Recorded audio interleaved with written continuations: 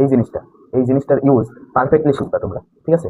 আসসালামু আলাইকুম, আমি তাহনিক কাইয়ুম কনক, পড়ালেখা করতেছি রুয়েটের মেকানিক্যাল ইঞ্জিনিয়ারিং ডিপার্টমেন্টে। তো আজকে আমাদের আলোচনাটা হবে মূলত এইচএসসি 26 ব্যাচের জন্য।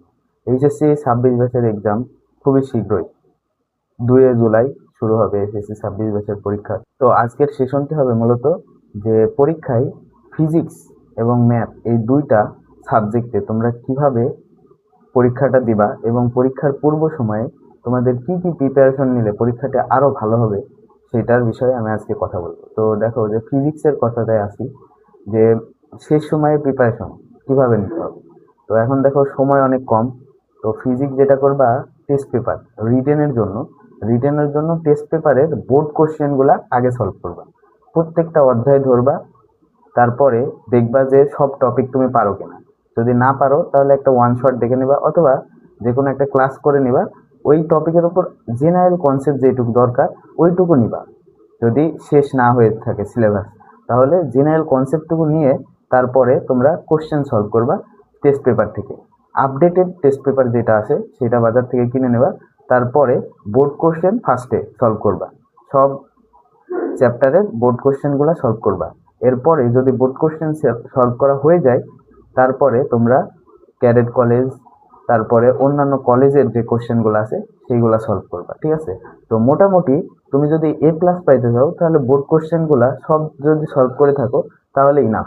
আর যদি আরো বেটার রেজাল্ট করার ইচ্ছা থাকে তাহলে তোমাকে সাথে সাথে ক্যাডেট কলেজ এবং জেনারেল কলেজ যেগুলো আছে এইগুলোর কোশ্চেনও সলভ করা লাগবে। তো এই গেল আমাদের রিটেনের জন্য। আর এমসিকিউ এর জন্য কি করবো? তো এমসিকিউ দেখো যে টেস্ট পেপারে তুলনামূলকভাবে কম এমসিকিউ থাকে। তো এমসিকিউ তো অনেক প্র্যাকটিসের বিষয়। তো এমসিকিউ কি করবা, যে গাইড বই যাদের আছে গাইডে দেখবা যে অনেক এমসিকিউ থাকে প্র্যাকটিস করার জন্য, তো ওইগুলা করতে পারো। আর তার চেয়ে বড় কথা যে বইয়ে দেখবা, যে ম্যাথ বই অথবা ফিজিক্স বইয়ে দেখবা যে অনুশীলনীতে অনেক এমসিকিউ আছে। তো ওইগুলা সলভ করলেই ইনাফ হয়ে যাবে, ঠিক আছে? ওইগুলো সলভ করলেই ইনাফ হয়ে যাবে। তোমরা আরেকটা কাজ করবা, সেটা হচ্ছে এই যে এই জিনিসটার ইউজ পারফেক্টলি শিখবা তোমরা, ঠিক আছে? তোমরা দেখবা যে ইউটিউব অথবা অন্য সব জায়গায় দেখবা যে বড় বড় ভাইয়ারা এইটার পারফেক্ট ইউজ শিখাইছে। তো এইটা ম্যাথ আর ফিজিক্সের ক্ষেত্রে ইন্টার পরীক্ষার জন্য তোমাদের অনেক অনেক হেল্প করবে। তো এইটার পারফেক্ট ইউজ শিখবা, যে কিভাবে আসলে সমীকরণ সলভ করতে হয়।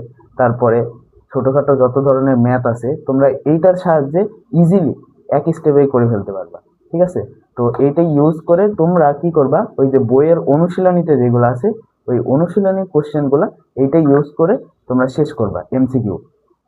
শেষ করার পরে এরপরে ঘড়ি ধরে বসবা। ঘড়ি ধরে বসার পরে প্রত্যেকটা এমসিকিউ সলভ করতে তোমার কতটুকু টাইম লাগছে এবং পরীক্ষায় তোমার যতটুকু টাইম দিবে সেইভাবে ক্যালকুলেট করে তোমাকে আগাইতে হবে, ঠিক আছে? যদি ভালো কিছু করতে চাও তোমার পরিশ্রমের কোনো বিকল্প নেই। হ্যাঁ, শর্টকাট অনেক নিয়ম থাকতে পারে, একটা ওয়ান শট ক্লাস করে পরীক্ষা দিতে পারো, কিন্তু তুমি যদি লং টার্মের কথা চিন্তা করো, তোমার পরবর্তীতে বুয়েট রুয়েট কুয়েট চুয়েট অথবা মেডিকেল অথবা যে কোনো জায়গায় তুমি পরীক্ষা দাও না কেন, তোমার কিন্তু আগে থেকেই সবকিছু জেনে যাওয়া লাগবে, ঠিক আছে? এই জিনিসগুলোর প্রতি যদি তোমার কনসেপ্ট না থাকে তুমি কিন্তু পরে আবার পস্তাতে হবে, ঠিক আছে? চান্সের বিষয় আছে, অ্যাডমিশন টেস্ট কিন্তু অনেক বড় যুদ্ধের মাঠ, ঠিক আছে?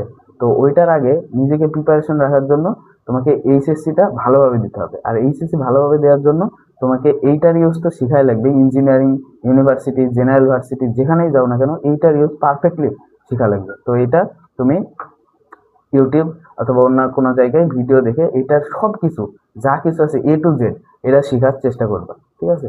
এটা শিখলেই তোমার এমসিকিউ মোটামুটি 50 থেকে 60% ডান, বিশেষ করে ম্যাথ আর ফিজিক্সের ক্ষেত্রে। এমনও হয় যে 80% তো তোমরা এটা দিয়ে কমন পাবা, ঠিক আছে? তো এই ছিল যে এমসিকিউ আর রিটেনের ক্ষেত্রে। এরপরে হচ্ছে প্রিপারেশন নিবা, এটা হচ্ছে পরীক্ষার আগে কিভাবে নিজেকে প্রিপেয়ার করবা এই বিষয়ে বললাম, ঠিক আছে? পড়াশোনা করতে হবে বেশি বেশি। এখন শেষ সময় যেহেতু শর্টকাট কোনো নিয়ম নেই, কোনো টপিক না বুঝলে ওই টপিকটা ইউটিউবে সার্চ দিবা, অনেক ভাইয়া ক্লাস নিছে, ওই টপিকটা পড়বা, তারপরে ওই টপিকের ওপর বোর্ড কোশ্চেনগুলো সলভ করবা, এমসিকিউ সলভ করবা, শেষ। এই ছিল আমাদের পূর্বের প্রিপারেশন। এখন পরীক্ষার হলে লেখার যে পদ্ধতিগুলা ফলো করলে পরীক্ষার মার্ক আরো বেটার হয়। এটা কেন বলছি, দেখো যে সবাই যাই বলুক সবাই কিন্তু প্রথমে সৌন্দর্যটাই দেখে, এটা হচ্ছে সত্য কথা। তুমি নিজের ক্ষেত্রেও দেখবা যে মানুষের সৌন্দর্য তুমি আগে দেখো। তেমনি তুমি যদি একটা খাতা, তোমার হাতের লেখা খারাপ হোক ভালো হোক, তুমি যদি পরিষ্কার রাখো, টিচাররা কিন্তু পজিটিভলি দেখে সেই বিষয়টাকে। তো একটা ফার্স্টেই যে কাজটা করবা, তুমি চেষ্টা করবা যে তোমার খাতাটা কাটাকাটি না হোক, পরিষ্কার রাখা, ঠিক আছে? তো এটা করার জন্য তোমাকে খাতার লেখার কিছু নিয়ম জানতে হবে। তো এই লেখার নিয়মটা আমি বোর্ডে তোমাদের আলোচনা করব। তো বোর্ডে যাওয়ার আগে আমি তোমাদের জন্য একটা জিনিস জেনারেট করে রাখছি, সেটা দেখো যে এই যে ল্যাপটপের এখানে। তো এটা মাথায় রাখো, এরপরে আমরা ডিটেলসে ব্যাখ্যা করব যে আসলে কিভাবে লেখা উচিত। তো দেখো যে আমরা বোর্ডে আসলাম, এবার দেখাবো যে আসলে কিভাবে এইচএসসি পরীক্ষায় একটা খাতা প্রিপেয়ার করলে স্যাররা বেশি খুশি হবে। তো দেখো যে অ্যাজ ইউজুয়াল আমরা কি করি, যে ফার্স্টে 1 নং কোশ্চেন এর উত্তর এটা লেখার পরে ক নাম্বার দিই। ক নাম্বার দিয়ে ক নাম্বারের যে প্রশ্নটা, এটা সবসময় চেষ্টা করবা 1 থেকে 2 লাইনের মধ্যে শেষ করা, ঠিক আছে? তো 1 থেকে 2 লাইন মানে এখানে লিখবা 1 থেকে 2 লাইন। এরপরে 1 নং কোশ্চেনের উত্তর খ। খ লেখার পরে যে এক পেজে প্রথম যে পেজটা থাকবে, প্রথম পেজে এই জায়গায় ধরো খ নাম্বার, খ নাম্বারটা লেখা শুরু করবা, ঠিক আছে? লেখা শুরু করার পর ফিজিক্সের ক্ষেত্রে মাথায় রাখবা যে খ নাম্বারটা তোমাদের সবসময় কিছু ম্যাথমেটিক্যাল টার্ম দিয়ে পূরণ করতে হবে, তাহলে তোমরা বেশি মার্ক 2 এ 2 পাওয়ার সম্ভাবনা বেড়ে যায়। কিভাবে ম্যাথমেটিক্যাল টার্ম? ধরো এমন একটা কোশ্চেন আসছে যে গ্রীষ্মকালে শব্দের বেগ শীতকালে শব্দের বেগের থেকে বেশি হয় কেন, এই ধরনের কোশ্চেন আসছে। তাহলে তোমরা প্রথমে 2-1 লাইন লিখবা, এরপরে ম্যাথমেটিক্যাল টার্ম ধরো ভি, ভি সমানুপাতিক √/t। এইটা যে খ নাম্বারটা, ওইটাই চেষ্টা করবা যে এই ধরনের জিনিস যেগুলা সূত্রের মতো আসে ওইগুলো আনলে স্যাররা খুশি হয়, ঠিক আছে? ধরো ভি হচ্ছে আমাদের কি, শব্দের বেগ, শব্দের বেগ, ঠিক আছে? শব্দের বেগ, আর টি হচ্ছে টেম্পারেচার, ঠিক আছে? টি টেম্পারেচার, ভি হচ্ছে শব্দের বেগ। এখন কি √টেম্পারেচারের সাথে বেগের সম্পর্ক সমানুপাতিক, মানে যদি টেম্পারেচার বাড়ে তাহলে ভিটা বাড়বে, ঠিক আছে? এইভাবে করে যুক্তি তর্ক দিয়ে ম্যাথমেটিক্যালি তোমরা খ নাম্বারটা দেখানোর চেষ্টা করবে, ঠিক আছে? তাহলে তোমরা মার্ক পাওয়ার প্রবণতা বেশি বেড়ে যাবে, ঠিক আছে? এই গেল খ নাম্বার। সেকেন্ড পেজে যখন গ নাম্বার লিখবা, গ নাম্বারে কি করবা, গ নাম্বারে তোমরা খাতাটা এমনভাবে রাখবা যেন এই যে এই পাশে একটা দাগ দিয়ে দিবা, এতখানি এইদিকে জায়গা থাকবে, এই পাশে একটা দাগ দিবা, তারপরে এখানে লিখবা গিভেন দ্যাট, বা দেওয়া আছে যেটা লেখো, তারপরে এখানে গিভেন দ্যাট লিখলা। গিভেন দ্যাট লেখার পরে এখান থেকে শুরু করবা যে ধরো ভেলোসিটি দেওয়া আছে v1 দেওয়া আছে 30 মিটার/সেকেন্ড, এরপরে v2 দেওয়া আছে 40 মিটার/সেকেন্ড, তারপরে ত্বরণ অ্যাক্সিলারেশন দেওয়া আছে 2 মিটার/সেকেন্ড স্কোয়ার। এরকম যত ডাটা দেওয়া থাকবে, এই যে গিভেন দ্যাট অথবা দেওয়া আছে লেখার পরে ফার্স্টে লিখবা আদি বেগ বা শেষ বেগ যেটা লেখার, তারপরে ত্বরণ, এভাবে করে লিখে তোমরা এগুলা লিখবা, ঠিক আছে? তারপরে ধরো আমাদের বের করতে দিছে কি, সরণ বা এস বের করতে দিছে, তাহলে এখানে লিখবা S is equal two what, এরকম লিখতে পারো, অথবা এই দেওয়া যেগুলো আছে এইগুলা লিখবা, ঠিক আছে? S is equal two what লেখার প্রয়োজন নেই।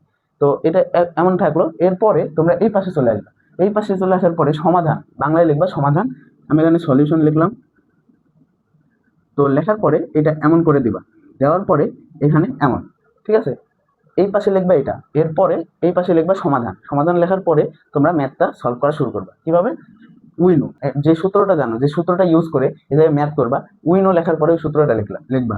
ধরো তোমরা এখানে লাগবে তোমাদের s is equal to u plus v by 2 into t, এই সূত্রটা লাগবে। ধরো ধরো জাস্ট ইমাজিন। তো এটা লেখার পরে এখানে তোমরা মান বসায় দিয়ে লাস্টে যে অ্যান্সারটা আসবে, ধরো এস এর মান আসলো 30 মিটার, ঠিক আছে?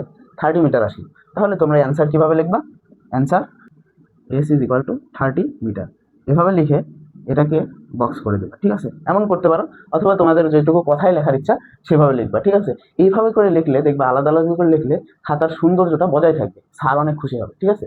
এই ছিল গ নাম্বার। এবার ঘ নাম্বারের কিভাবে লিখতে হয় দেখো।